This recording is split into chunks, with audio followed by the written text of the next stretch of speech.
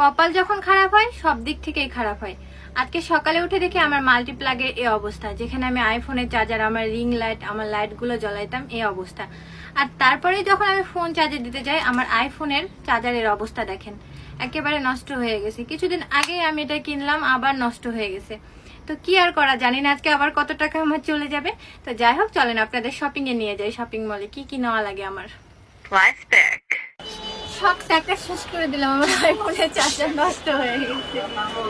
চলে আসলাম আমাদের ঠাকুরগাঁয়ের চৌরাস্তা। আপনারা তো জানেন এখানে ফোনের যাবতীয় জিনিস পাওয়া যায়। তো আমি আমার চার্জারের ব্যাগটা হাতে নিয়ে নিলাম। দেন আমি এখানে ভাইয়ের সাথে একটু দামাদামি করতেছিলাম, তো ওনারা কম রাখতেছিলই না। আইফোনের চার্জার কিনতে কিনতে আমি ফকির হয়ে যাব, কারণ আমার দুইটা অলরেডি নষ্ট হয়ে গেল, এটা 3 নাম্বার। তো বাসা ফেরার পথে হঠাৎ করে চোখে পড়লো এই স্ট্যান্ডটা আমার অনেক দরকার ছিল। আপনারা আবার ভাবিয়েন না আমার কোনো স্ট্যান্ড নাই, বাসায় আমার অলরেডি 2টা রিং লাইট আছে, বাট এটা আমার অনেক বেশি প্রয়োজন ছিল।